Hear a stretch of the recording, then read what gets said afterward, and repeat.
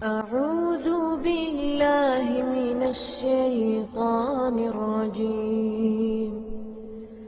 بسم الله الرحمن الرحيم. ومن أحسن قولا ممن دعا إلى الله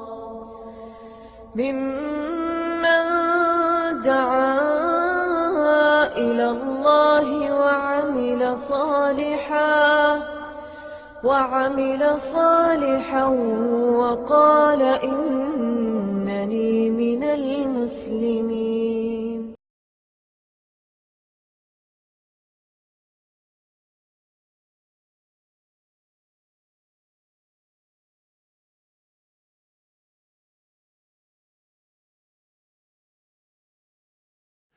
إن الحمد لله نحمده ونستعينه ونستغفره ونعوذ بالله من شرور أنفسنا ومن سيئات أعمالنا. من يهده الله فلا مضل له ومن يضلل فلا هادي له. وأشهد أن لا إله إلا الله وحده لا شريك له وأشهد أن محمدا عبده ورسوله. أما بعد فإن خير الحديث كتاب الله وخير الهدي هدي محمد صلى الله عليه وسلم وشر الأمور محدثاتها وكل محدثة بدعة وكل بدعة ضلالة وكل ضلالة في النار. رب اشرح لي صدري ويسر لي أمري واحلل عقدة من لساني يفقهوا قولي. رب أعوذ بك من همزات الشياطين وأعوذ بك رب أن يحضرون. اعوذ باللہ السمیع العلیم من الشیطان الرجیم وَأَقِيمُوا الصَّلَاةَ وَآتُوا الزَّكَاةَ وَأَطِيعُوا الرَّسُولَ لَعَلَّكُمْ تُرْحَمُونَ. لا تحسبن الذين كفروا معجزين في الأرض ومأواهم النار ولبئس المصير. يا أيها الذين آمنوا ليستأذنكم الذين ملكت أيمانكم والذين لم يبلغوا الحلم منكم 3 مرات من قبل صلاة الفجر وحين تضعون ثيابكم من الظهيرة ومن بعد صلاة العشاء 3 عورات لكم ليس عليكم ولا عليهم جناح بعدهن طوافون عليكم بعضكم على بعض كذلك يبين الله لكم الآيات والله عليم حكيم. سورۃ النور کی یہ چند آیات میں نے ابھی آپ کے سامنے پڑھی ہیں. آیت نمبر 56 سے لے کر آیت نمبر 58.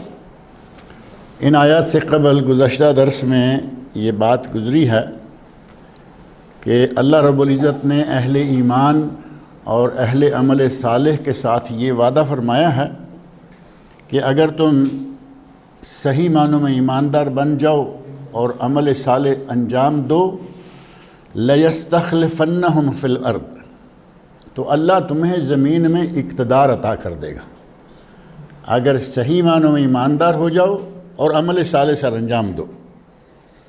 تیسری چیز اللہ رب العزت نے یہ بھی ذکر فرمائی یعبدوننی، کہ وہ صرف میری عبادت کرنے والے ہوں. اور اسی سے ملتی جلتی چوتھی یا اسی کا ایک حصہ لا یشرکون بی شیئا، کہ وہ میرے ساتھ کسی کو شریک نہ کرے. اگر یہ 4 کام کوئی قوم کر لے تو اللہ نے فرمایا کہ میں نے جس دین کو ان کے لیے پسند کیا ہے اور وہ دین اسلام ہے، وَرَضِيتُ لَكُمُ الْإِسْلَامَ دِينًا، اس دین کو میں ان کے لیے مستحکم کر دوں گا، ان کو اقتدار عطا کر دوں گا، حکومت دے دوں گا. اور اللہ رب العزت نے یہ وعدہ پورا فرمایا. جب تک مسلمان ایمان عمل صالح توحید اور شرک سے دور رہے، ایمان عمل صالح اور توحید کو اپنائے رکھا اور شرک سے دور رہے، اللہ رب العزت نے ان کو بڑی عزت، بڑا اقتدار، بڑی سطوت و شوکت اور مال و دولت عطا کیے رکھا. حضرت عمر فاروق رضی اللہ عنہ کا زمانہ شاہد ہے. باقی اوقات میں اگر کچھ کمی بیشی بھی رہی تو عمر فاروق کے زمانہ میں دولت اسلامیہ یا حکومت اسلامیہ دور دور تک پھیل گئی. اللہ رب العزت نے کیسر و کسریٰ کے خزانے نبی صلی اللہ علیہ وسلم کے قدموں میں ڈھیر کر دیے، اور مسلمانوں کی حکومت کو مشرق و مغرب، شمال و جنوب، دور دور تک پھیلا دیا۔ اور نبی صلی اللہ علیہ وسلم نے ایک خواب دیکھا تھا، اور خواب میں اللہ رب العزت نے آپ کے لیے زمین کو سکیڑ دیا۔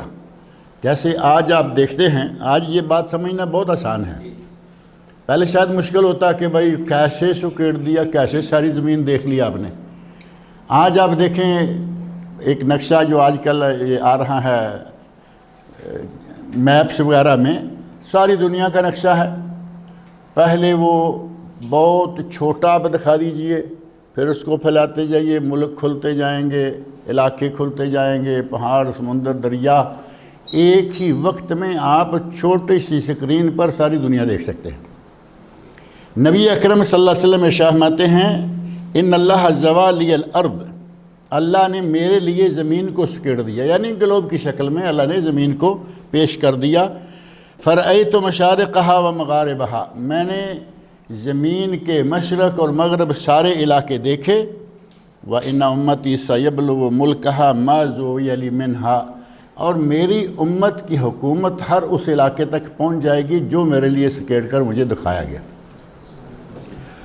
اور حضرت عمر فاروق کے زمانے میں اور بعد کے جو عہد مبارکہ گزرے، عمر بن عبدالعزیز رحمۃ اللہ علیہ اور دیگر مسلمانوں کے زمانے، دور دور تک سمندروں سے پار بھی مسلمانوں کی حکومت گئی، لیکن یہ شرط اللہ رب العزت نے رکھی ہے کہ ایمان ہو، عمل صالح ہو، توحید کا عقیدہ صحیح ہو، اور شرک کے قریب نہ جائیں۔ اللہ رب العزت اپنی رحمتیں آج بھی نازل کر سکتا ہے، اور اس کے امکان میں ہے کہ آج بھی مسلمانوں کو وہ اقتدار عطا کر دے، لیکن اگر مسلمان اس طرح کے بنیں، مسلمان بھی تو اس طرح کے بنیں، صرف یہ کہ حکومت مل جائے اور ہم وہیں کے وہی رہیں۔ وہ جیسے کہا گیا، رند کے رند رہیں، رند کے رند رہے اور ہاتھ سے جنت نہ گئی۔ شراب بھی پیتے رہیں اور کہیں کہ جنت بھی ہماری ہے، ایسا تو نہیں ہوگا۔ جنت چاہیے تو جو چیزیں اللہ اور اللہ کے رسول نے منع کی ہے ان سے رکنا ہوگا۔ ابھی جو میں نے آیات پڑھی ہیں، ان میں پہلے ہی مفہوم کے قریب قریب ملتی جلتی بات اللہ رب العزت نے یہ ارشاد فرمائی کہ اگر تمہیں اللہ کی رحمت کی توقع ہے یا اللہ کی رحمت کی طلب ہے، تم چاہتے ہو کہ اللہ کی تم پر رحمت ہو، تمہارے لیے حکومت اور اقتدار جو ہیں وہ اللہ رب العزت مسخر کرے، تو پہلے 4 کاموں کے ساتھ یہ کام بھی کر لو کہ نماز قائم کرو، زکوٰۃ ادا کرو، اور رسول اللہ صلی اللہ علیہ وسلم کی اطاعت کرو۔ یہ 3 کام بھی تمہیں کرنے ہوں گے، اللہ کی رحمت تمہارے لیے سائے فغن ہو جائے گی۔ اب اس میں اقامت نماز، جو اسلام کے 5 ارکان ہیں، ان میں سے توحید و رسالت والے عقیدہ کے بعد دوسرا سب سے اہم ترین رکن ارکان اسلام میں سے نماز ہے۔ اور نماز کی اقامت، نبی صلی اللہ علیہ وسلم نے یہ نہیں فرمایا کہ نماز پڑھ لو، بلکہ نماز کو قائم کرو۔ اور نماز کو قائم کرنا یا اقامت نماز کا صحیح مفہوم کیا ہے کہ نماز کا پورے کا پورا نظام قائم کرو۔ تمہیں حکومت مل رہی ہے، تمہیں اپنے ملک میں نظام نماز قائم کرنا ہے کہ نماز کے وقت دکانیں، کاروبار، سارے لوگوں کے کان کھڑے ہو جائیں کہ اذان ہو گئی ہے، اب نماز کا وقت ہو گیا۔ اگر تمہیں اقتدار مل گیا ہے تو تمہارے اقتدار میں مساجد میں ائمہ مؤذنین کا باقاعدہ انتظام ہونا چاہیے، مساجد کا پوری طرح اہتمام ہونا چاہیے، اور صرف لوگ نہیں، تمہیں بھی نماز کا مکمل اہتمام کرنا ہوگا۔ اور اقامت نماز میں یہ چیز بھی شامل ہے کہ آدمی نماز کا پابند ہو، جس طرح جن اوقات میں اور جس کیفیت سے نماز ادا کرنے کا حکم ہے وہ ساری کیفیتیں پوری کی جائیں۔ نماز کا کب ادا کرنے کا حکم ہے، صرف فرائض کو لے لیجئے، باقی چھوڑ دیجئے، نوافل بہت ہیں۔ فرائض کو ادا کرنے کے لیے اللہ رب العزت نے اوقات مقرر فرما دیے ہیں۔ ان الصلاۃ کانت علی المؤمنین کتابا موقوتا، قرآن میں اللہ نے فرمایا کہ مومنوں پر نماز مقررہ اوقات میں فرض ہے۔ مقررہ اوقات یعنی طے شدہ اوقات، فجر کب ہوگی، ظہر کب ہوگی، عصر کب ہوگی، مغرب کب ہوگی، عشاء کب ہوگی، ان کے اوقات نبی صلی اللہ علیہ وسلم نے ہمیں بتا دیے ہیں یا نہیں؟ نبی صلی اللہ علیہ وسلم نے ہمیں اوقات بتا دیے۔ نبی صلی اللہ علیہ وسلم کو حضرت جبرائیل نے آ کے 2 دن نماز پڑھائی، اور جبرائیل علیہ السلام اپنی مرضی سے تو گھومتے نہیں پھرتے نا، وہ تو اللہ کے حکم کے سوا کہیں بھی نہیں جاتے آتے۔ نبی صلی اللہ علیہ وسلم فوت ہو گئے ہیں، جبرائیل علیہ السلام کا زمین کے ساتھ سلسلہ ہی ختم ہو گیا، وحی کا آنا بند ہو گیا، سلسلہ رک گیا۔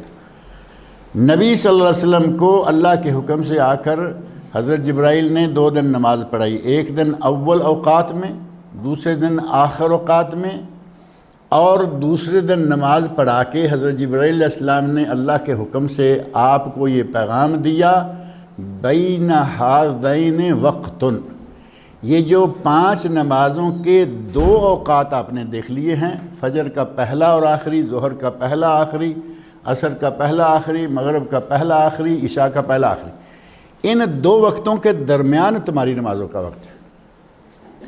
یہ حضرت جبرائیل علیہ السلام نے اللہ رب العزت کے حکم سے نبی صلی اللہ علیہ وسلم کے لیے نماز کے اوقات مقرر کر دیے، وہ کتب حدیث میں ان کی تفصیلات ساری موجود ہیں۔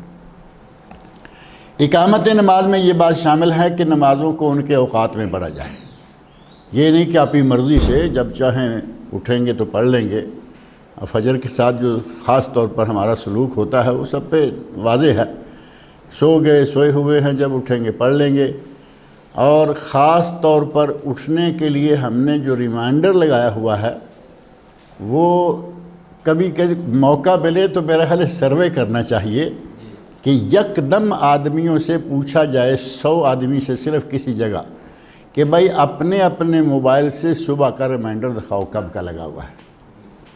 تو میرا خیال ہے کہ جو کمپنی کا ٹائم ہوتا ہے یا دفتر کا ٹائم ہے، ڈیوٹی کا ٹائم ہے، ریمائنڈر آپ کو اس ٹائم کا ملے گا، فجر کے لیے ریمائنڈر نہیں ملے گا، کیونکہ فجر تو ٹھیک ہے جب اٹھیں گے پڑھ لیں گے، 7 بجے دفتر جانا ہے، 6 بجے دفتر جانا ہے، 8 بجے دفتر جانا ہے، دفتر ٹائم سے آدھا گھنٹہ پہلے ریمائنڈر لگایا ہوا کہ اٹھیں گے، ہاتھ منہ دھوئیں گے، فریش ہو جائیں گے اور اپنے دفتر کی طرف روانہ ہو جائیں گے۔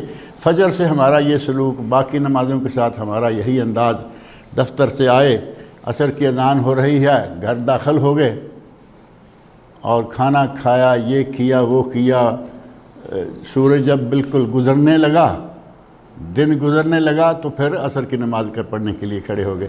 نبی صلی اللہ علیہ وسلم نے ارشاد فرمایا ہے کہ نماز کو پڑھتا ہوں لیٹ کرتے چلے جاتے ہیں، اور پھر اس وقت پڑھتے ہیں جب وقت تھوڑا جا رہ جاتا ہے، اور جیسے کوا ٹھونگے مارتا ہے دانے پر، اس طرح ٹھونگے مارے اور منافقوں کی طرح نماز پڑھ کے نکل۔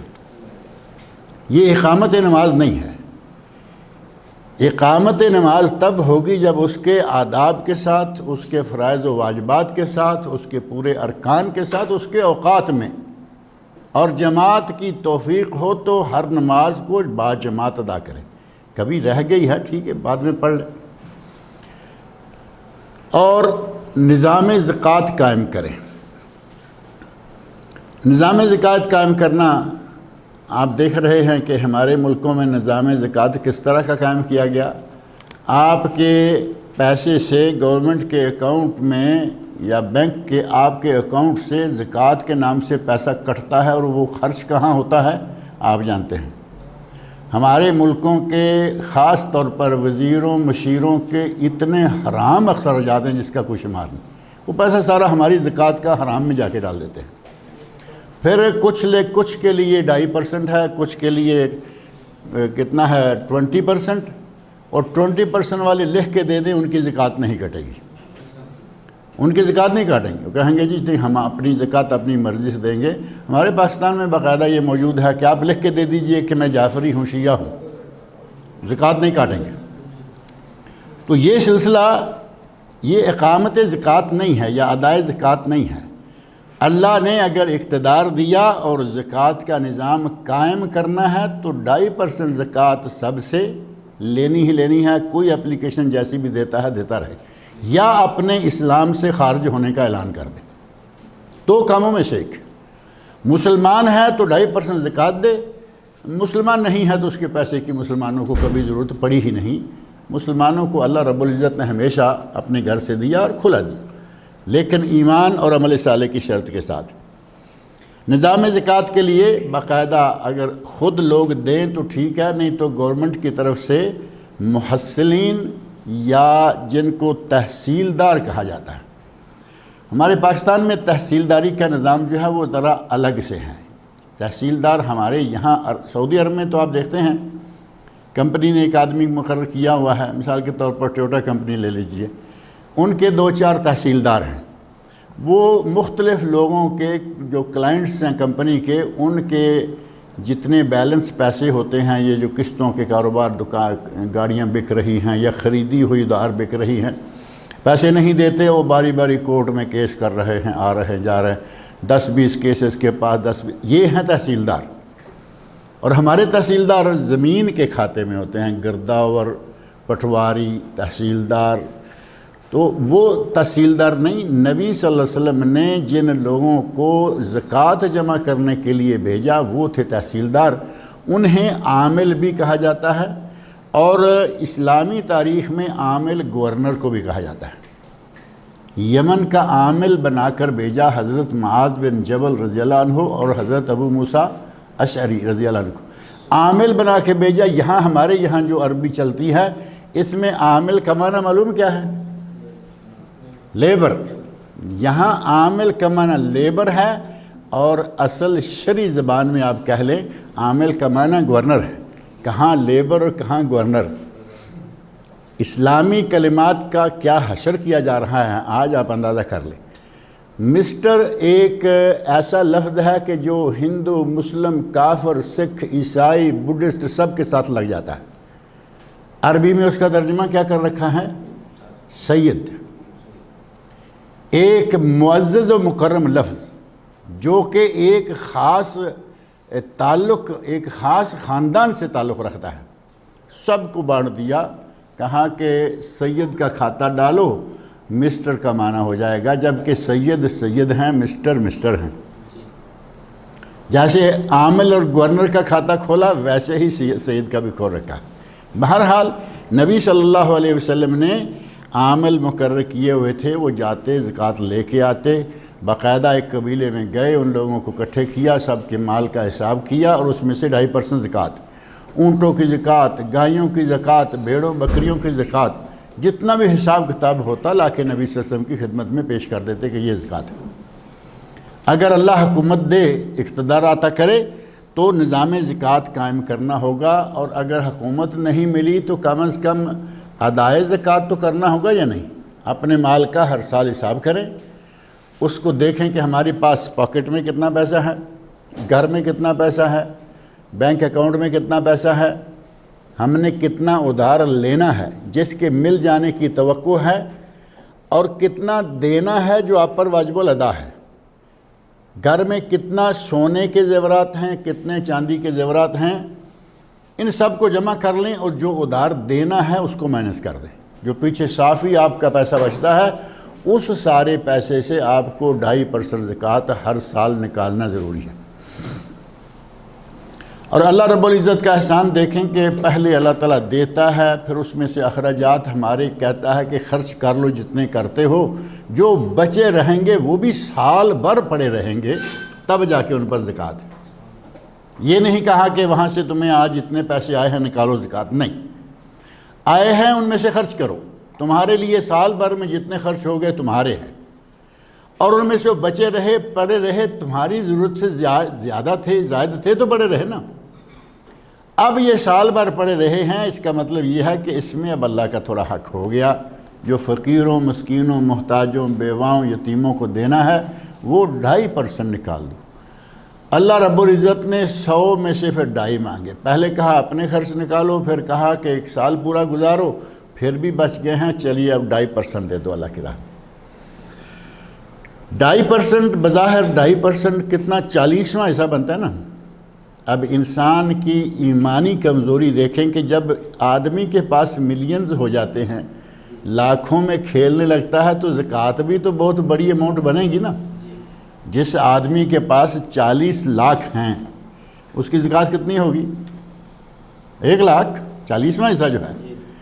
جس کے پاس 40 لاکھ ہیں اس کی زکوٰۃ ہوگی 1 لاکھ، اور جس کے پاس 1 کروڑ ہے اس کی زکوٰۃ کتنی ہوگی؟ 2.5 لاکھ۔ سیدھی بات، کروڑ تک پہنچنے والے آج ہمارے بہت سارے بھائی ہیں مسلمان، کروڑ آج معمولی ہو گیا ہے، لیکن 2.5 لاکھ اتنا بڑا ہو گیا ہے کہ وہ نکالتے ہوئے جان نکل جاتی ہے۔ کروڑ والے بہت ہو گئے، کروڑ پتی پہلے بڑا اسپیشل لفظ ہوتا تھا، کروڑ پتی، اب وہ پتیاں بہت ہیں کروڑ والی، لیکن جب اس میں سے 2.5 لاکھ کا حصہ آتا ہے، 2.5 لاکھ میں بانٹ دوں گا تو جان نکلتے ہو۔ اللہ کے بندے، تمہیں اللہ نے کروڑ پہلے دیا، سارے اخراجات تمہیں معاف کر دیے، سال بھر تمہارے پاس پڑا رہا ہے، اب اگر کروڑ میں سے 2.5 لاکھ دینا پڑے تو تمہیں جان سے کیوں گزرتے جا رہے ہو؟ اللہ رب العزت کا نظام انتہائی آسان اور سادہ، لیکن ضرورت اس بات ہی ہے کہ ہم اس نظام کو تھوڑا سا توجہ کے ساتھ سمجھیں۔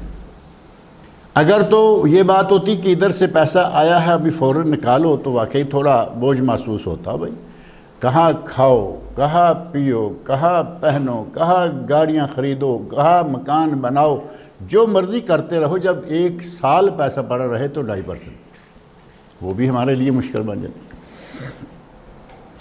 وَأَطِیعُوا الرَّسُولَ، تیسری بات یہ فرمائی کہ رسول اللہ صلی اللہ علیہ وسلم کی اطاعت کرو۔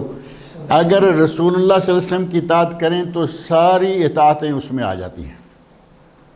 نبی اکرم صلی اللہ علیہ وسلم میں فرماتے ہیں من اطاعنی فقد اطاع اللہ، جس نے میری اطاعت کی اس نے گویا کہ اللہ کی اطاعت کی، یعنی میری اطاعت کی اس نے اللہ کی اطاعت کی، کیونکہ رسول اللہ صلی اللہ علیہ وسلم کی زبان مبارک سے کوئی لفظ ایسا نہیں نکلے گا جو اللہ کی وحی پر مبنی نہ ہو۔ ایک وحی قرآن کریم کی شکل میں آتی ہے اور ایک وحی نبی صلی اللہ علیہ وسلم کے ارشادات کی شکل میں آتی ہے، جس کو وحی خفی کہا جاتا ہے وہ بھی وحی، لیکن وحی خفی۔ قرآن کریم میں اللہ رب العزت نے سورۃ النجم میں فرما رکھا ہے ما ينطق وما ينطق عن الهوى ان هو الا وحی یوحی، میرا نبی اپنی مرضی سے نہیں بولتا جب تک کہ اسے وحی نہ کی جائے، ان ہوا الا وحی، اس کی بات وحی ہے، یوحا، جو کہ اس کی طرف وحی کی جاتی ہے۔ اب نبی اکرم صلی اللہ علیہ وسلم جو فرمائیں وہ اللہ کا فرمان ہو گیا۔ نبی اکرم صلی اللہ علیہ وسلم جو کام کریں اور کہیں کہ تم بھی کرو وہ بھی گویا کہ اللہ کا فرمان ہو گیا۔ نبی اکرم صلی اللہ علیہ وسلم کی ذات گرامی مسلمانوں کے لیے اللہ نے نمونہ بنائی۔ اللہ نے ارشاد فرمایا لقد کان لکم فی رسول اللہ اسوۃ حسنہ، سورہ احزاب آیت 21، تمہارے لیے رسول اللہ صلی اللہ علیہ وسلم کی حیات طیبہ بہترین نمونہ ہے، ماڈل ہے۔ بہترین نمونہ تب ہوگی کہ جب آپ کی ساری حیات طیبہ ہمارے سامنے اور وہ موجود ہے۔ سیرت کی کتابوں میں، حدیث کی کتابوں میں نبی صلی اللہ علیہ وسلم کا ہر عمل، ہر فعل، ہر حرکت، ہر سکنت، حرکات و سکنات تک موجود ہے کہ آپ کس وقت کیا کرتے تھے۔ اگر ہم ان سب چیزوں کو اپنے سامنے رکھیں تو جو کچھ نبی صلی اللہ علیہ وسلم کرتے رہے، جو کچھ آپ نے ہمیں کرنے کا حکم دیا، وہ سب کچھ کریں گے تو وہ سارا اللہ کا حکم ہوگا، اللہ کی اطاعت اور پیروی ہوگی۔ یہاں اللہ نے صرف رسول اللہ صلی اللہ علیہ وسلم کی پیروی کا کہا، وَأَطِیعُوا الرَّسُولَ، اور رسول کی پیروی کرو، لعلکم ترحمون، شاید کہ تم پر رحم کیا جائے، یعنی تمہاری حکومت تمہیں مل جائے، تمہاری حکومت تمہارے ہاتھ میں رہے اور تمہارا اقتدار اللہ لمبا کر دے اگر یہ کام کرتے رہو۔ اور اگر حکومت مل گئی، پہلے ہم ایمان والے بھی تھے، عمل صالح بھی تھا، شرک بھی نہیں کرتے تھے، اللہ کی عبادت کرتے تھے، نمازیں پڑھتے تھے، زکوٰۃ دیتے تھے، نبی صلی اللہ علیہ وسلم کی اطاعت کرتے تھے، حکومت مل گئی، حکومت کے ہاتھ آتے ہی ہمارا ڈیزائن بدلنا شروع ہو جائے تو کیا اللہ کے لیے تختہ الٹنا مشکل ہے؟ اور ایسے لوگ ہم نے اپنے ملکوں میں ایسے لوگ دیکھے ہیں کہ جن کو چادر چڑھانا شرک پکا طے تھا کہ قبروں پر چادریں چڑھانا شرک ہے، اور جب اللہ نے حکومت دی تو وہ چادریں چڑھاتے نظر آئے۔ اب میں نام نہیں لیتا، ہمارے ایسے حضرات مسلم قسم کی جماعتوں میں موجود ہیں، اللہ نے کھینچ تان کے وزارت دے دی، وزیر بنا دیا، اور یہ مزار پہ چلے گئے۔ مشہور و معروف مزار ہمارے لاہور میں داتا صاحب کے نام سے، داتا گنج بخش علی حجویری۔ جماعت جس سے تعلق ہے اس کا عقیدہ بھی یہ ہے کہ چادریں چڑھانا شرک ہے۔ جس کی پیروی یہ دین اسلام کے بعد جس کی پیروی کرتے ہیں اپنے لیڈر کے طور پر، اس کا عقیدہ یہ ہے کہ چادریں چڑھانا شرک ہے۔ لوگوں میں درس دیتے ہیں، واعظ کرتے ہیں تو کہتے ہیں کہ چادریں چڑھانا شرک ہے۔ اللہ نے اقتدار دے دیا، چادر چڑھا رہے ہیں، اب اس کو کیا کہیں گے؟ اور ایسا ہوا کہ جب ان کو اس طرح کی بدہضمی ہوئی تو اللہ نے حکومت چھین لی۔ اللہ نے حکومت چھین لی۔ اللہ رب العزت کا وعدہ اپنی جگہ سچا ہے، ہم پلٹتے رہتے ہیں، ہم میں انقلابات آتے رہتے ہیں، اگر صحیح رہیں، قائم رہیں، جب تک مسلمان ان باتوں پہ قائم رہے مسلمانوں کا دنیا میں بول بالا رہا۔ جب مسلمان ان باتوں سے پیچھے ہٹنا شروع ہو گئے، آہستہ آہستہ مسلمانوں کی حکومت اپنے شہروں میں، اپنے کیپٹلز میں صرف رہ گئی، باہر کے علاقوں میں ان کی حکومتوں کی طاقت ختم ہوتی گئی۔ اللہ رب العزت سے میری دعا ہے کہ وہ ہمیں صحیح معنوں میں ایماندار بننے، عمل صالح سر انجام دینے، شرک سے بچنے اور توحید کو اپنانے کی توفیق عطا فرمائے۔ اللہ تعالی ہمیں پکا سچا نمازی بنائے، اپنے مال کا حساب کر کے زکوٰۃ دینے کی توفیق عطا فرمائے، اور ہمیں اللہ رب العزت اپنی اور اپنے رسول کی اطاعت کی توفیق سے نوازے۔ اللہ تعالیٰ مجھے اور آپ سب لوگ کو قرآن کریم پڑھنے، سننے، سمجھنے اور اس کے احکام پر عمل کے لیے توفیق سے نوازے۔ اگلے درس میں انشاءاللہ مسائل کچھ آئیں گے ایسے کہ کچھ اوقات ایسے ہیں جن اوقات میں وہ لوگ جو آپ کے اپنے ہیں، پردے کے مسائل سورہ نور میں شروع میں کافی سارے گزر گئے ہیں، جن کا تعلق تھا اجنبیوں سے، اور اب کچھ اوقات ایسے آنے والے ہیں جن میں باادب طریقے سے اپنے بچوں، بیٹوں، بیٹیوں اور حتیٰ کہ نابالغ بچوں کو بھی اجازت لیے بغیر اپنے ماں باپ کے پاس جانے کی اجازت نہیں ہے۔ وہ اوقات مقامات کیا ہیں انشاءاللہ اگلے درس میں پڑھیں گے۔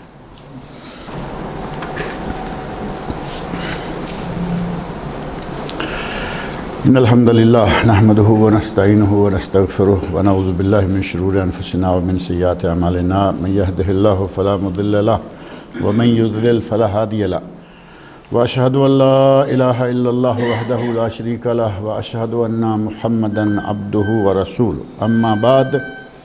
بسم اللہ الرحمن الرحیم۔ ان علی بن ابی طالب رضی اللہ تعالی عنہ عن رسول اللہ صلی اللہ علیہ وسلم انہ کان اذا قام الی الصلاۃ قال وجہت وجہی الذی فطر السماوات والارض الی قولہ من المسلمین۔ 3 آیات جو قرآن کریم میں یہ موجود ہیں، انی وجہت وجہی الذی فطر السماوات والارض حنیفا وما انا من المشرکین، ان صلاتی و نسکی و محیای و مماتی للہ رب العالمین لا شریک لہ وبذالک امرت وانا اول المسلمین۔ یہ 3 آیات ہیں۔ ان 3 آیت کی طرف انہوں نے اشارہ کر دیا، شروع کے الفاظ آخر کے الفاظ لے کر، اور اس کے بعد فرمایا اللہم انت الملک لا الہ الا انت ربی وانا عبدک الی آخرہ۔ رواہ مسلم۔ صحیح مسلم میں یہ حدیث ہے جس میں گزشتہ درس سے آپ کے علم میں ہے کہ ہم نے نماز کا طریقہ، نبی اکرم صلی اللہ علیہ وسلم کی نماز کیا تھی، نماز نبوی کیا ہے، یا صلاۃ النبی کیا ہے، صلاۃ الرسول کیا ہے، اس کا طریقہ، اس کا سلسلہ جو ہے وہ شروع کیا تھا، اور یہ بات گزشتہ درس میں آ گئی تھی، اس لیے اب اس بات میں طول نہیں دیں گے کہ ہمیں حنفی شافی نماز کا حکم نہیں دیا گیا۔ ہمارے یہاں باقاعدہ کتابیں چھپتی ہیں، حنفی نماز، شافی نماز، اور پاکستان انڈیا میں زیادہ تر، پاکستان انڈیا بنگلہ دیش میں یہ 2 ہی نمازیں پڑھی جاتی ہیں اور کوئی نہیں، حنفی شافی نماز۔ مال کی حملی وہاں ہے نہیں، اس لیے اگر ہوتے تو شاید وہ بھی ہم وہاں بانٹ دیتے یہ معاملہ۔ تو یہاں جہاں مال کی حملی ہیں یہاں ایسا ہے نہیں، یہاں نماز کے ساتھ کبھی مال کی حملی نہیں آئے گا۔ ہمارے یہاں چونکہ حنفی شافی ہیں تو وہاں حنفی نماز اور شافی نماز، جبکہ ہونا کیا چاہیے، نبوی نماز نبوی، صلاۃ الرسول، صلاۃ المصطفیٰ، صلاۃ النبی صلی اللہ علیہ وسلم، اس کا طریقہ سارے کا سارا کتب حدیث میں موجود ہے۔ ایک قدر تفصیلی حدیث ہم نے پہلے پڑھی ہے۔ اس حدیث میں حضرت علی رضی اللہ عنہ فرماتے ہیں کہ نبی صلی اللہ علیہ وسلم جب اللہ اکبر کہہ کے ہاتھ باندھتے تو اس کے بعد آپ خاموش رہتے۔ حضرت ابو ہریرہ رضی اللہ عنہ، آگے ایک حدیث آ رہی ہے، اس میں حضرت ابو ہریرہ رضی اللہ عنہ نے پوچھ لیا، یا رسول اللہ آپ اللہ اکبر کہہ کے تھوڑا خاموش رہتے ہیں تو اس میں کیا کرتے ہیں؟ یعنی صحابہ کرام کتنے باریک بین تھے کہ آپ اللہ اکبر کہتے ہی الحمدللہ شروع نہیں کر دیتے، جیسے ہمارے تراویح والے کرتے ہیں نا۔ تراویح میں کوئی سبحانک اللہ نہیں ہوتا، تراویح میں اللہ اکبر الحمدللہ، جب کہ نبی اکرم صلی اللہ علیہ وسلم اللہ اکبر کے بعد کچھ دیر کے لیے خاموش رہتے تو حضرت ابو ہریرہ رضی اللہ عنہ نے پوچھا کہ یا رسول اللہ آپ اس میں کیا پڑھتے ہیں؟ آپ کچھ کرتے ہیں، تھوڑی دیر کے لیے خاموش رہتے ہیں، پھر فاتحہ شروع ہوتی ہے۔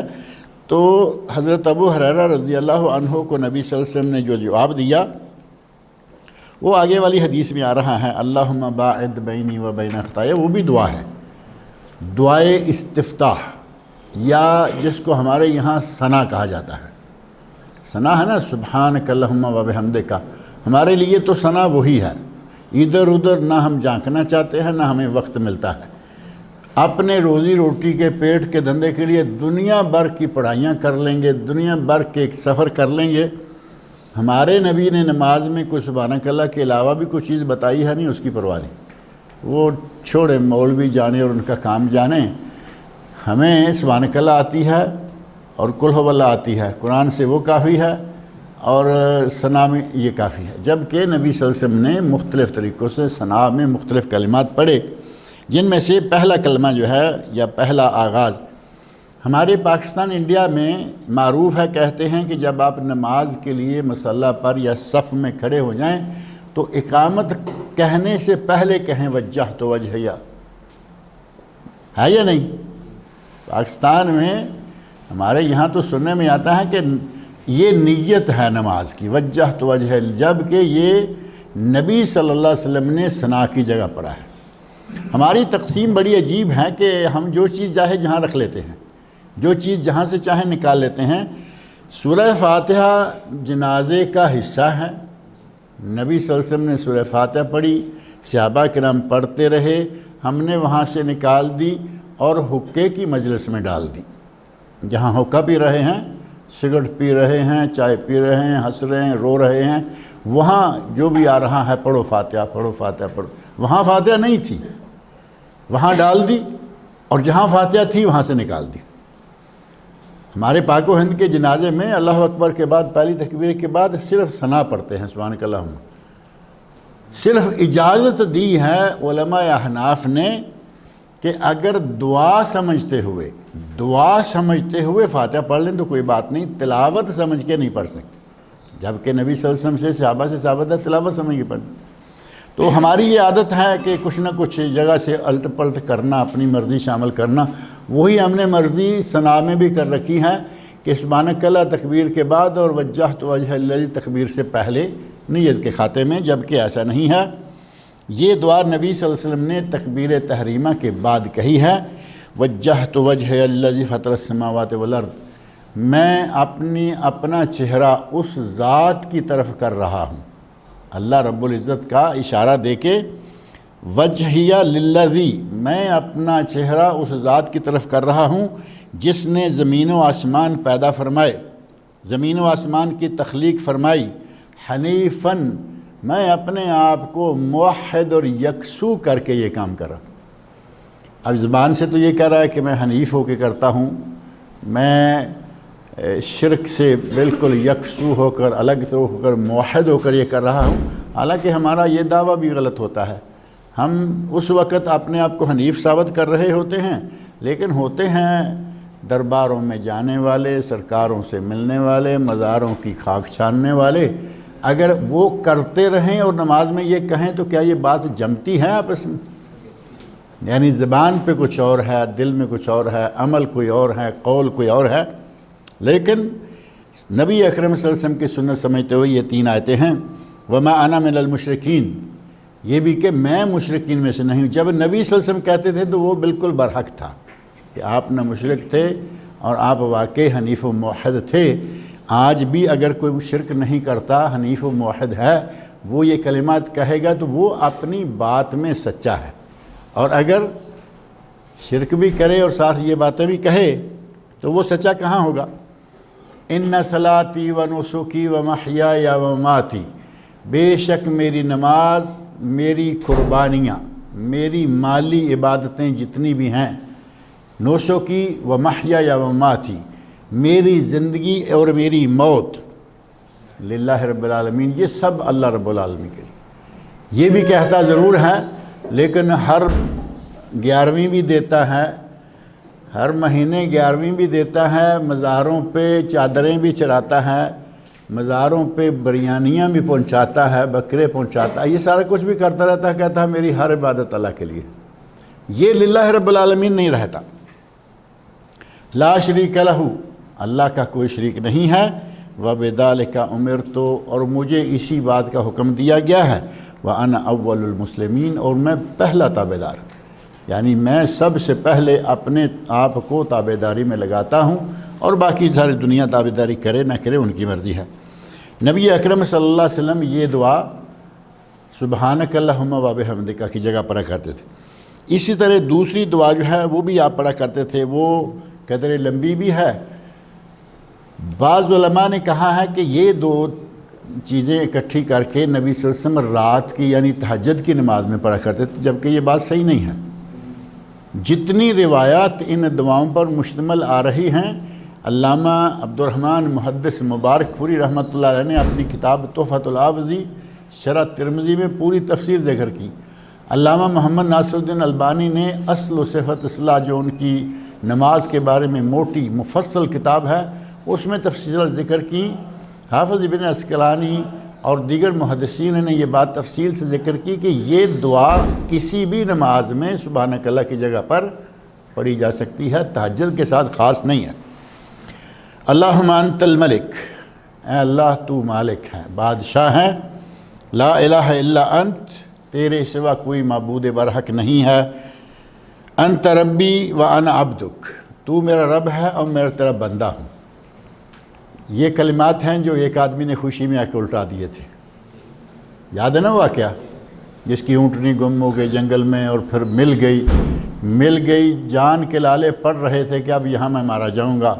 اللہ رب العزت کی قدرت کے اچانک سو کے اٹھا تو دیکھا اونٹنی پاس کھڑی ہے، اس وقت خوشی میں آ کے اس نے ان کلمات کو الٹا دیا۔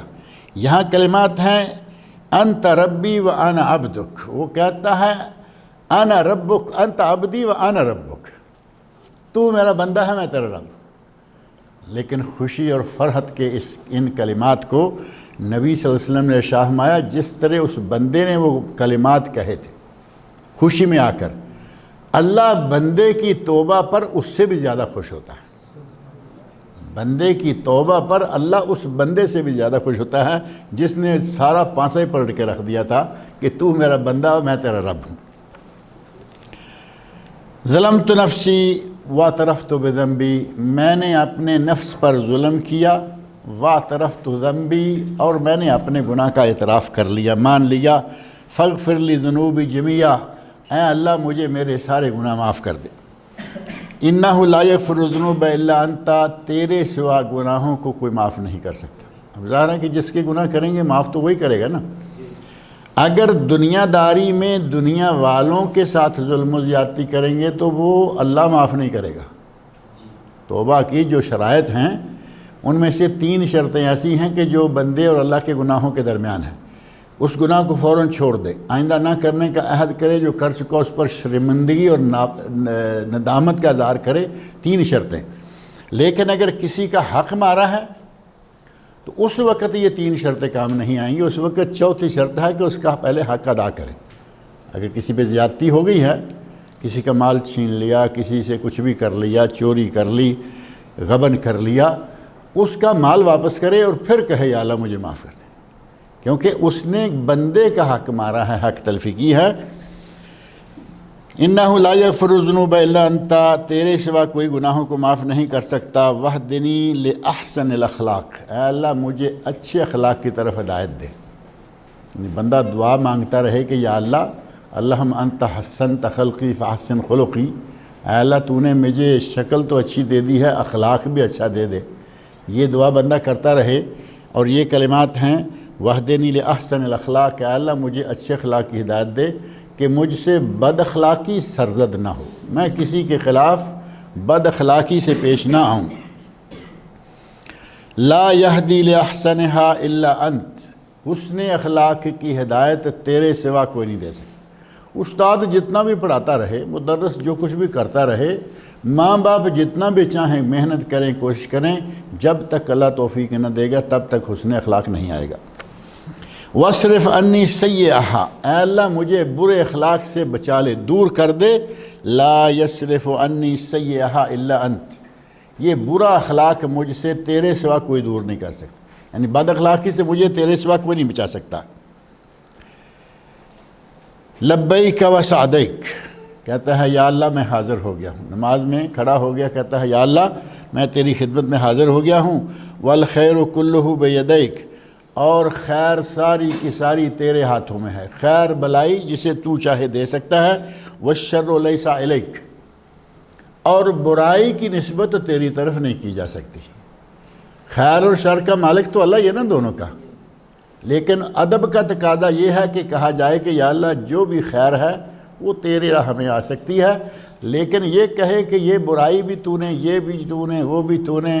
اہل علم نے لکھا ہے کہ بکری، بھیڑ، گائے، بھینس کا خالق اللہ ہے، یہ نہ کہو کہ خنزیر کا خالق بھی اللہ ہے، حالانکہ ہے اس کا بھی خالق، لیکن وہ چونکہ نجس اور ناپاک جانور ہے اس کی نسبت کریے بغیر جب اللہ رب العزت کی خالقیت طے ہے کہ اللہ نے ہر چیز کو پیدا کیا، بنایا، تخلیق کی۔ اب جب ہر چیز کی تخلیق اللہ نے کی ہے تو ضرور آپ کہیں گے جی خنزیر کو اللہ نے بنایا۔ ایک انڈرسٹوڈ بات ہونے کے باوجود اس کی نسبت اس طرف نہ کرو۔ یہی معاملہ ہے کہ شر کی نسبت، خیر کی نسبت اللہ کی طرف کر دی، شر کی نہ کرو، حالانکہ شر بھی اللہ کے حکم کے بغیر کہیں ہو نہیں سکتا۔ لا یصرف عنی سیئہا الا انت، اس والشر لیس الیک، شر کی نسبت تیری طرف نہیں کی جا سکتی۔ انا بکا و الیک، اے اللہ میں قائم ہوں تو تیری مہربانی سے، اگر میں قائم ہوں، آج زندہ ہوں، آج تندرست ہوں، آج مالدار ہوں، آج ہوش و حواس سے ہوں، آج میرے پاس علم ہے، برکت ہے، یہ ساری کی ساری تیری وجہ سے ہیں۔ وَإِلَيْكَ، اور اس سب کچھ سمیت مجھے تیرے پاس ہی پلٹ گیا، یعنی یہاں میرے لیے دوام بھی نہیں ہے، میں آخر تیرے پاس ہی آ جاؤں گا۔ تبارکت و تعالیت، تو برکتوں والا ہے اور تو بلند و بالا ہے۔ استغفرک و اتوب الیک، میں تجھ سے مغفرت مانگتا ہوں اور میں تیری طرف توبہ طائب ہو کے آتا ہوں۔ یہ کلمات نبی اکرم صلی اللہ علیہ وسلم سبحانک اللہم و بحمدہ کی جگہ پہ کہا کرتے تھے، و بحمدک۔ یہ روایت، یہ حدیث، یہ دعائیں جو ہیں وہ صحیح مسلم کی ایک حدیث میں موجود ہیں، جبکہ جو حدیث میں ذکر کر رہا تھا کہ حضرت ابو ہریرہ رضی اللہ عنہ نے دیکھا کان رسول اللہ صلی اللہ علیہ وسلم اذا کبر للصلاۃ سکت ہنیئا، نبی صلی اللہ علیہ وسلم اللہ اکبر تکبیر تحریمہ کہہ کر کچھ دیر خاموش رہتے، ہنیئا لمبی دیر نہیں، یعنی کچھ دیر خاموش رہتے، قبل ان یقرأ، قبل اس کے کہ آپ تلاوت شروع کرتے۔ فسألتہ، میں نے پوچھا کہ یا رسول اللہ آپ اس وقت کیا کرتے ہیں جو تھوڑی دیر خاموش رہتے ہیں؟ نبی اکرم صلی اللہ علیہ وسلم فرمایا اقول، میں یہ کہتا ہوں، یعنی میں یہ دعا مانگتا ہوں، اللہم باعد بینی و بین خطایایا، اے اللہ میرے اور میرے گناہوں کے درمیان اتنی دوری کر دے، کما باعدت بین المشرق والمغرب، جتنی کہ مشرق و مغرب کے درمیان، یعنی مجھے گناہوں سے بچا لے۔ مشرق اور مغرب کے درمیان دوری اتنی ہے، اتنی دوری میرے اور گناہوں کے درمیان کر دے، یعنی مجھے گناہوں سے محفوظ کر دے۔ اللہم نقنی من خطایا، اے اللہ مجھے گناہوں سے پاک کر دے، یعنی جو ہو چکے ہیں آئندہ گناہوں سے دور کر دے، اور جو ہو چکے ہیں ان سے مجھے پاک کر دے۔ کما ینقی الثوب الابیض من الدنس، جس طرح کے میل کچیل سے کپڑا پاک کیا جاتا ہے۔ میل کچیل نکل گئی تو کپڑا صاف ہو گیا نا، سفید ہو گئی چادر۔ اسی طرح بندے کے گناہ اگر دھل گئے تو بندے کے نامہ اعمال کی چادر سفید ہو گئی، وہ گناہوں سے پاک ہو گئی۔ اللہم اغسلنی من خطایا، یا اے اللہ مجھے دھو دے گناہوں سے، یعنی گناہوں کو، میرے گناہوں کو دھو کر نکال دے، بالماء والثلج والبرد، برد پانی کے ساتھ، برف کے ساتھ اور اولوں کے ساتھ۔ برد جو ہے نا لفظ، اگر تو یہ ہو بے با کے اوپر زربر اور را جو ہے اس پر سکون، جس کو جزم کہتے ہیں، تو بنتا ہے برد۔ برد کا معنی ہے ٹھنڈک، اور اگر را پر زبر ہو برد، با را پر زبر برد، تو اس کا معنی ہے اولے، وہ جو آسمان سے برف پڑتی ہے وہ برد ہے۔ فرمایا کہ اللہ مجھے گناہوں سے دھو دے پانی کے ساتھ، اولوں کے ساتھ اور برف کے ساتھ۔ ان تین چیزوں میں سے پانی تو نارمل رہا، لیکن برف اور اولے تو ٹھنڈے ہیں اور بہت ٹھنڈے ہیں۔ اہل علم نے لکھا ہے کہ نبی صلی اللہ علیہ وسلم نے ان چیزوں کے ساتھ دھونے کے لیے اس لیے دعا مانگی کہ گناہوں کی تاثیر بڑی گرم ہوتی ہے، گناہوں کی تاثیر بڑی گرم ہوتی ہے، جسے مومن دنیا میں بھی محسوس کر لیتا ہے، لیکن کافر کو اور ظالم فاسق فاجر کو آگے معلوم ہوگی۔ آگے کی تاثیر گرم تو معلوم ہے نا سب کو ہی، گناہ گار مرے گا تو آگے جو گرمی دیکھنی پڑے گی، اللہ تعالی ہم سب کو محفوظ رکھے۔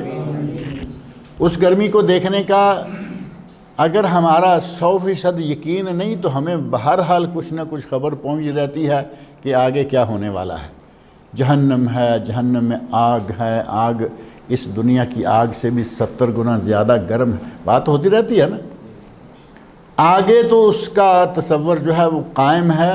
اس دنیا میں کافر، مشرک، فاسق اور فاجر انسان اس گناہ کی گرمی کو دنیا میں محسوس نہیں کر سکتا، لیکن اہل ایمان گناہ کی گرمی کو یقیناً محسوس کرتے ہیں۔ اہل ایمان میں سے ایسے لوگ گزر گئے ہیں کہ ایک گناہ سرزد ہو گیا، اللہ رب العزت سے سال ہا سال توبہ کر رہے ہیں، معافیاں مانگ رہے ہیں، لیکن تب بھی سکون نہیں آ رہا، چین نہیں آ رہا کہ ہم سے وہ گناہ ہو گیا۔ گرمی ہوئی نا اس کی۔ اللہ کے نبی فرماتے ہیں یا اللہ ہماری اس گرم گناہوں کی گرمی کو پانی سے، پھر برف سے، پھر اولوں سے، یعنی ٹھنڈی سے ٹھنڈی چیزوں سے دھو دے، تاکہ ہمارے دلوں میں جو گرمی ہے گناہوں کی وہ نہ رہے، گناہ نکل جائیں اور ان کی گرمی بھی نکل جائے۔ یہ کتنی پیاری دعا ہے، نبی اکرم صلی اللہ علیہ وسلم یہ بھی سبحانک اللہم کی جگہ پڑھا کرتے تھے۔ اب رہی وہ دعا جو سبحانک اللہم ہے، وہ بھی حدیث میں موجود ہے، اور سند کے اعتبار سے اس کی سند پر اگرچہ کلام ہے، لیکن تیسرے درجے کی دعاؤں میں اس کا شمار ہوتا ہے۔ پہلی دعا تو آپ کے علم میں ہے کہ قرآن کریم کی 3 آیتیں ہیں۔ قرآن کریم کی ان 3 آیتوں کے بعد نبی اکرم صلی اللہ علیہ وسلم کی وہ دعا ہے جس میں اللہم انت الملک، بہترین کلمات پر مشتمل دعا ہے، اور یہ حدیث بھی صحیح مسلم میں ہے۔ اور یہ دوسری حدیث جو ہے یہ صحیح بخاری اور صحیح مسلم کی ہے، متفق علیہ حدیث ہے، اللہم باعد بینی و بین خطایا۔ پہلا درجہ اس کا، دوسرا درجہ اس لمبی دعا کا، اور یہ تیسرا درجہ اس کا ہے جو کہ سبحانک اللہم کے کلمات سے شروع ہوتی ہے۔ بہرحال یہ حضرت عمر فاروق رضی اللہ عنہ پڑھا کرتے تھے، حضرت عمر فاروق کے علاوہ دیگر صحابہ پڑھتے تھے، اور عمر فاروق تک سند کے اعتبار سے یہ موقوف بھی ملتی ہے اور مرفوع بھی ملتی ہے۔ اب عمر فاروق ایسا تو نہیں ہو سکتا ہے کہ نبی صلی اللہ علیہ وسلم کی کئی دعائیں ہوں اور عمر فاروق اپنی طرف سے کوئی بنا لیں گے، اور اگر صرف یہی ایک روایت ہوتی عمر فاروق والی تو شاید ہم کہتے کہ یہ موقوف ہے، کوئی کرے نہ کرے سنت نہیں ہے، صحابی کی سنت ہے، نہیں، یہی دعا دیگر سندوں میں دیگر صحابہ سے نبی صلی اللہ علیہ وسلم تک سب ثابت ہے۔ وعن عمر رضی اللہ تعالیٰ عنہ، اور حضرت عمر فاروق سے تو بہت کم حدیثیں مروی ہیں۔ حضرت عمر فاروق بڑے ٹائٹ تھے اس معاملے میں کہ ایسی کوئی چیز بیان نہ کی جائے جس میں ذرا بھی شک ہو کہ نبی صلی اللہ علیہ وسلم نے فرمایا یا نہیں فرمایا۔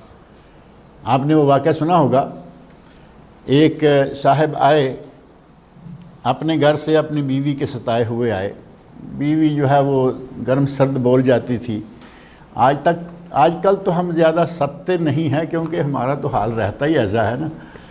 وہ ذرا اور طبیعت کے آدمی تھے, بیوی نے بلند آواز سے آگے سے کچھ جواب دیا, گرم ہوئے, عمر فاروق کے پاس چلتا ہوں, وہ امیر المومنین ہیں, وہ ہمیں کوئی اس کا حل بتائیں کہ یہ کیا بات ہوئی. عورتیں بلند آواز سے آگے سے جواب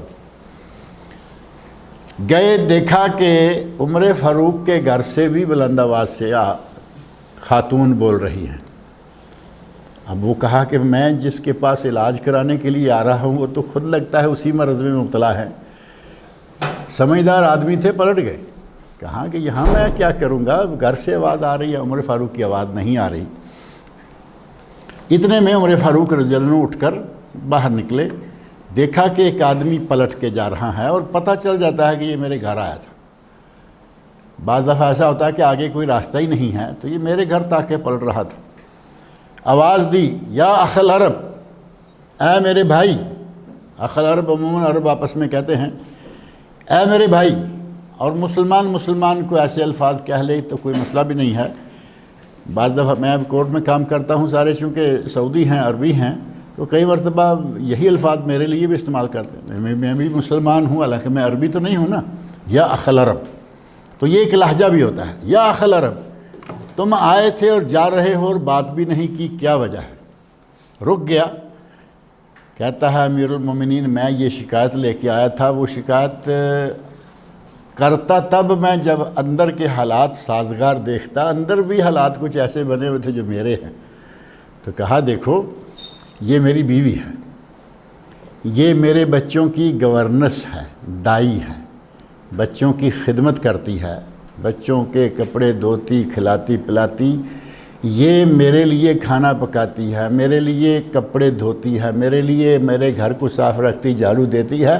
وہ کبھی سٹپٹا جاتی ہے, تھوڑا اونچا بولتی ہے, میں خاموش ہوتا ہوں, میں باہر نکل جاتا ہوں.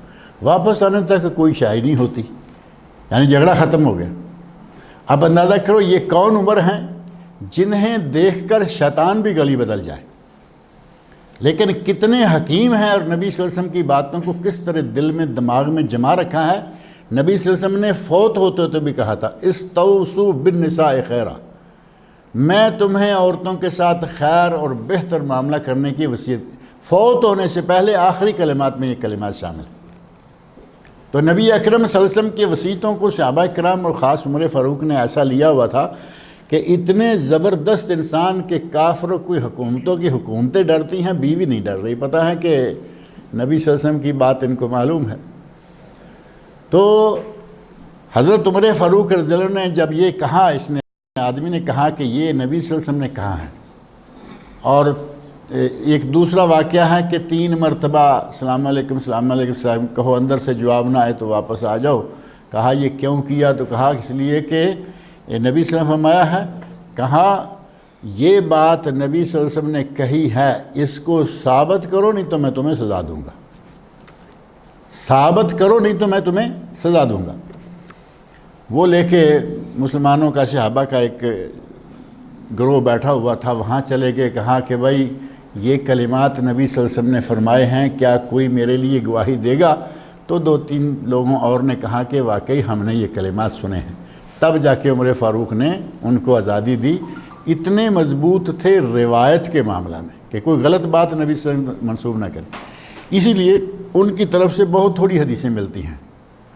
خلفائے راشدین میں سے آپ دیکھیں گے کہ سب کی تھوڑی تھوڑی, حضرت علی رضی اللہ عنہ کی تھوڑی سی ہیں, یا عام کی نسبت تھوڑی زیادہ ہیں کیونکہ وہ گھر والے ہیں, آپ کے چچا زاد ہیں, آپ کے داماد ہیں. اور حضرت ابوبکر صدیق سے تھوڑی سی ملتی ہیں, عثمان غنی رضی اللہ عنہ سے تھوڑی سی ملتی ہیں. اب آگے آ جائیں, حضرت ابو ہریرہ رضی اللہ عنہ 5,500 حدیث کے راوی, 5,500 حدیث کے راوی حضرت ابو ہریرہ رضی اللہ عنہ. اسی طرح ام المومنین عائشہ رضی اللہ عنہا ہے, ہزاروں حدیثوں کی راوی. تو بہت کم روایت کرنے والے عمر فاروق ہیں, انہوں نے یہ روایت بیان کی ہے. کہتے ہیں کہ وہ کہا کرتے تھے سبحانک اللہم, اے اللہ تو پاک ہے, وبحمدک, اور اپنی تعریفوں کے ساتھ پاک ہے, وتبارک اسمک, اور تیرا اسم گرامی بہت ہی بابرکت ہے, وتعالی جدک, اور تیری عظمت بہت بالا ہے. وتعالی جدک, تیری عظمت عزت بہت ہی بلند و بالا ہے، ولا الہ غیرک، اور تیرے سوا کوئی معبود برحق نہیں ہے۔ یہ کلمات صحیح مسلم میں کہتے ہیں کہ ہیں، لیکن اس کی سند منقطع ہے اور دارقطنی میں موصول ہے، یعنی دوسری روایات جو ہیں وہاں یہ موصول بھی ہے۔ ایسے ہی حضرت ابو سعید خدری رضی اللہ عنہ سے مرفوعاً مروی ہے، سنن اربع اور مسند امام احمد، ابو داؤد، ترمذی، نسائی، ابن ماجہ اور مسند امام، 5 کتابوں میں یہ بات موجود ہے حضرت ابو سعید خدری سے۔ اور اس میں یہ بھی ہے کہ نبی صلی اللہ علیہ وسلم تکبیر تحریمہ کے بعد کہا کرتے تھے اعوذ باللہ السمیع العلیم من الشیطان الرجیم من حمزہ ونفخہ ونفثہ۔ اب تکبیر تحریمہ کے بعد جب تلاوت شروع کرنی ہے تو ظاہر ہے کہ قرآن پڑھنا ہے، قرآن پڑھنے سے پہلے اللہ نے فرمایا فَإِذَا قَرَأْتَ الْقُرْآنَ فَاسْتَعِذْ بِاللَّهِ مِنَ الشَّيْطَانِ الرَّجِيمِ، جب قرآن پڑھو تو پہلے اعوذ باللہ پڑھو۔ اب اعوذ باللہ کا صیغہ جو نبی صلی اللہ علیہ وسلم نے پڑھا ہے وہ صیغہ یہ دیکھ لیں، ہم اس صیغے تک نہیں پہنچ پاتے پورا۔ ہم جو اس صیغے کی 3 شکلیں ہیں، 3 میں سے جو سب سے چھوٹا ہے وہ ہمارے پاس ہے۔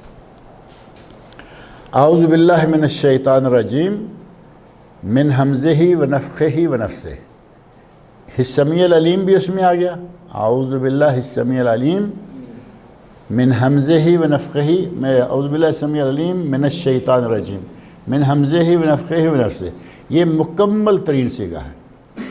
ہمارے یہاں زیادہ سے زیادہ یہ کر لیں گے اعوذ باللہ السمیع العلیم من الشیطان الرجیم، تو من حمزہ ونفخہ ونفثہ چھوڑ دیا، اور ہم اس سے بھی زیادہ مختصر سا ہے اعوذ باللہ من الشیطان الرجیم، 4 لفظ صرف وہ یاد کیے ہوئے ہیں، وہی آتے ہیں، آگے بڑھنے کے لیے ہم نے کبھی کوشش بھی نہیں کی۔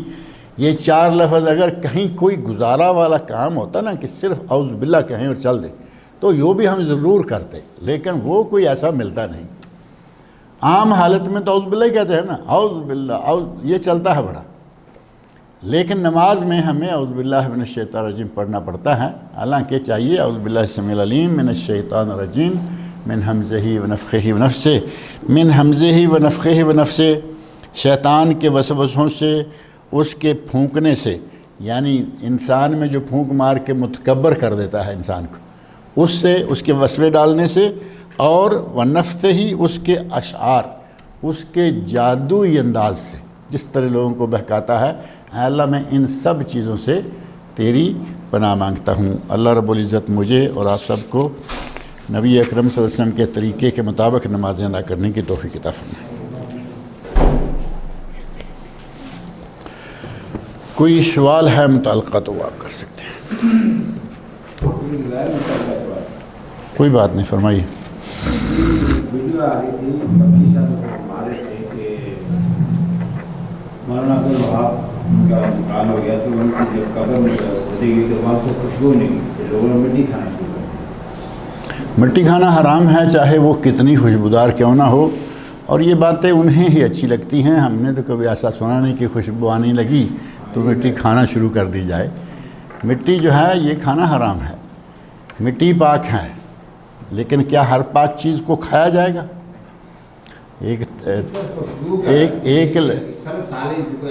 اگر ہمیں پہلی بات یہ کہ ہم نہ ان کا انکار کر سکتے ہیں، نہ ہم نے وہ خوشبو سونگھی ہے کہ ہم کہیں کہ واقعی ٹھیک آ رہی تھی۔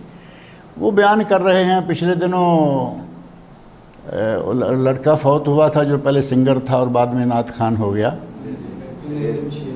جنید جمشید، اس کے لیے انگلینڈ میں کسی نے خواب دیکھا، ساری عمر اس کی پاکستان میں گزری اور خواب کسی نے انگلینڈ میں دیکھا، جسے مولانا طارق جمیل صاحب بیان کرتے رہے۔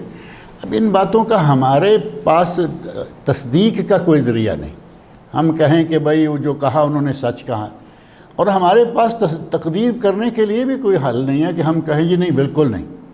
ہو سکتا ہے انہوں نے خواب دیکھا ہو سکتا ہے وہاں خوشبو آئی ہو۔ اب یہ کہاں فوت ہوئے ہیں عبدالوہاب صاحب؟ لاہور میں۔ کیا یہ مکی صاحب وہاں تھے؟ پہلی بات سب سے، اور اگر ادھر ادھر سے ہانکتے کھینچتے بات لائی جائے تو وہ بات کوئی بات نہیں ہوتی، جتنے منہ اتنی باتیں۔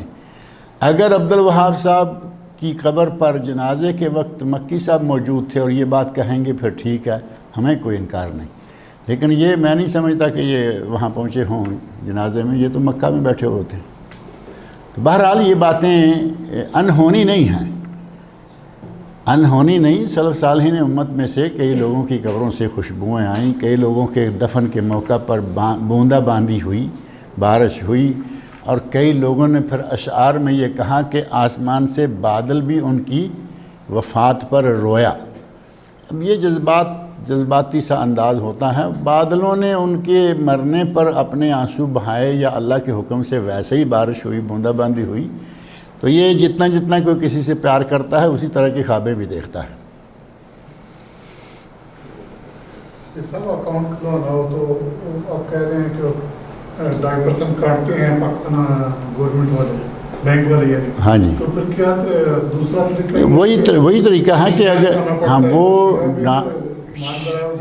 میں یہی تو کہہ رہا ہوں کہ اگر اسلامی حکومت ہو تو جو چاہے لکھائے ان کو لینا چاہیے.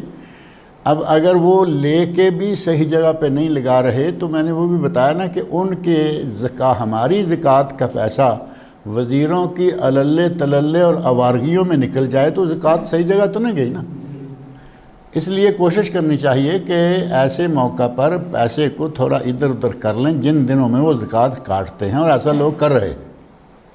جن دنوں میں طے ہے ان کا کہ فلاں مہینے میں فلاں تاریخوں میں زکوٰۃ کاٹیں گے، ان دنوں میں وہ پیسہ نکال لیتے ہیں، اگلے دن جا کے ڈال دیتے ہیں. زکوٰۃ ہم اپنی مسئولیت سے، اپنی ذمہ داری سے جائز اور مناسب مقامات پر دیں گے. یہ تو نہیں ہے کہ وزیر اپنے ساتھ 10-20 آوارہ لونڈے لے کے کہیں ملک سے باہر چلا گیا، سارا پیسہ بیت المال سے جا رہا ہے. بیت المال تو یہی ہماری زکوٰۃ کا ہے نا. تو اس طرح کے اگر جائز اخراجات میں پیسہ لگ رہا ہو اور حکومت کاٹ رہی ہو تو بہت اچھی بات ہے. لیکن ہماری حکومتیں بھی اسی طرح کی آ رہی ہیں مسلسل.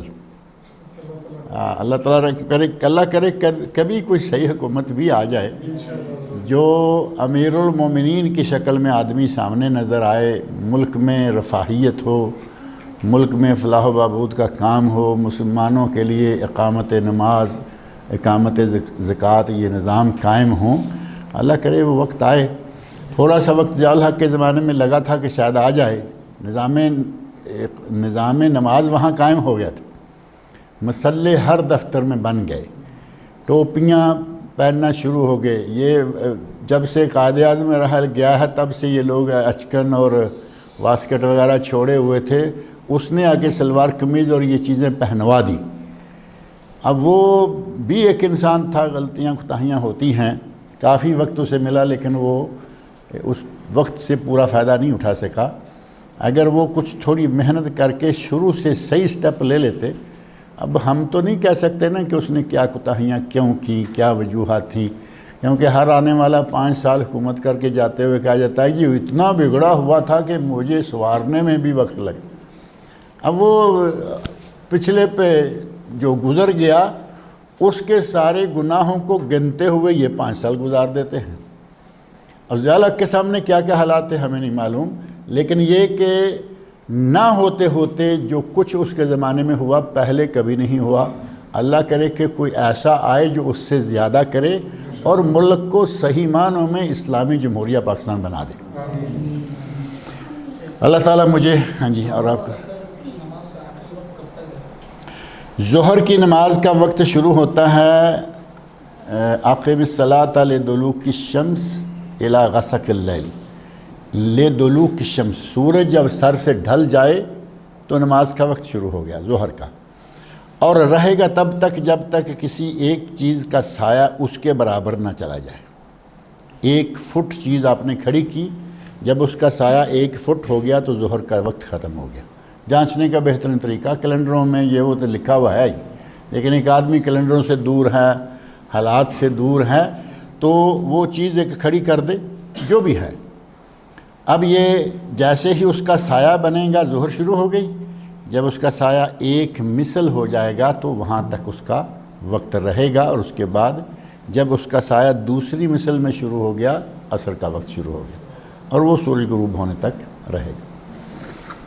تہجد کی نماز میں تکبیر تحریمہ کے بعد کوئی اور دعا بھی بتائیے. یہ ساری دعائیں ہیں، اور بھی کچھ دعائیں ہیں. یہاں تو ظاہر کی کتاب میں چند ایک دعائیں ہیں، جتنی دعائیں ممکن ہیں وہ پڑھی، کوئی حرج نہیں. اذکار کی دعاؤں میں یہ کافی ساری دعائیں جو ہیں وہ موجود ہیں، ملتی ہیں. اس لیے میں کہہ رہا تھا کہ اتنی دعائیں نبی سے ثابت ہیں، حضرت عمر فاروق اپنی جیب سے کبھی نہیں لگا سکتے.